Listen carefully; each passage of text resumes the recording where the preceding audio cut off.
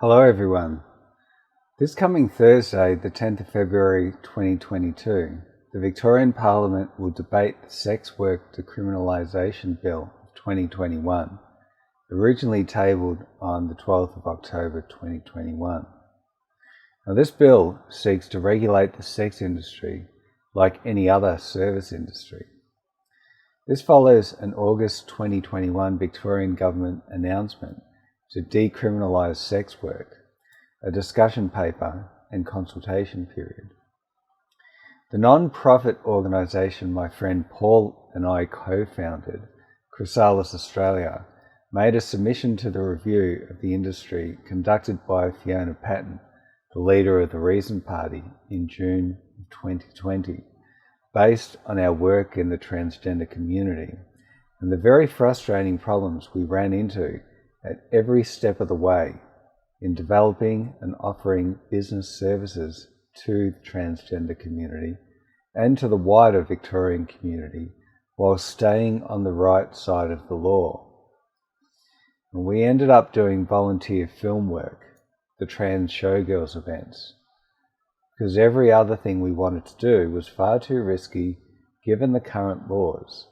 And for me in particular, I was a federal government public servant at the time, and I had to be especially careful on how I proceeded in private, non-government side work, and even in my private life, as the simple act of dating a transgender person could land me in hot water under the sex work laws if the person I was dating, i.e. a Thai citizen, was, for instance, to turn to sex work, which was very probable due to the big dollars on offer here in Australia.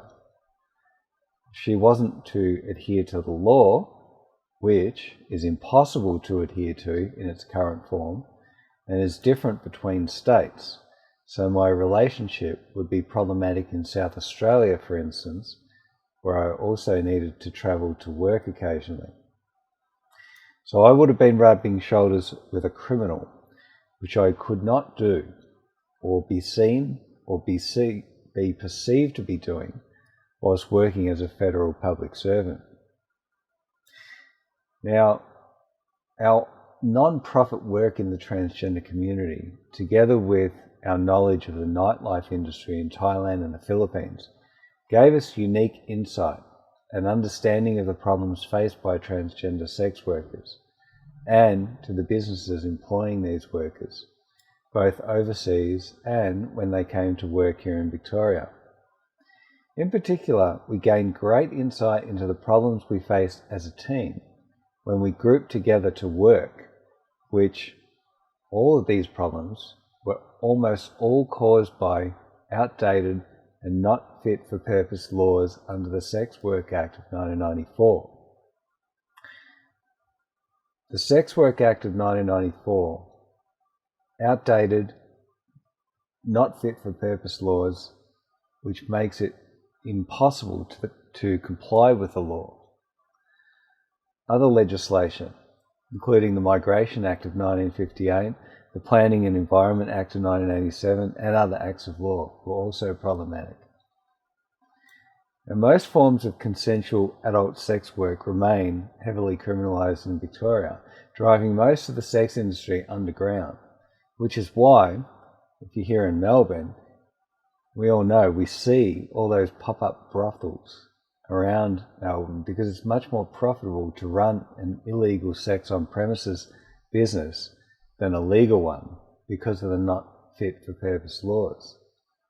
Now, the end result is sex workers fearing police, businesses not being able to offer legitimate services legally, and the clients of sex workers having to be ever watchful on their activities in case they fall foul of the law as well. Now, this repeal bill removes offences relating to consensual adult sex work, whilst maintaining police powers to crack down on organised crime, illicit drugs, human trafficking, child exploitation and bikie gang involvement in the sex industry. Now, the debates and the votes will be live streamed from the Victorian Parliament website. Now, I encourage you all to, especially if you're working in the sex industry here in Victoria to watch this debate. The outcome of this is really very important.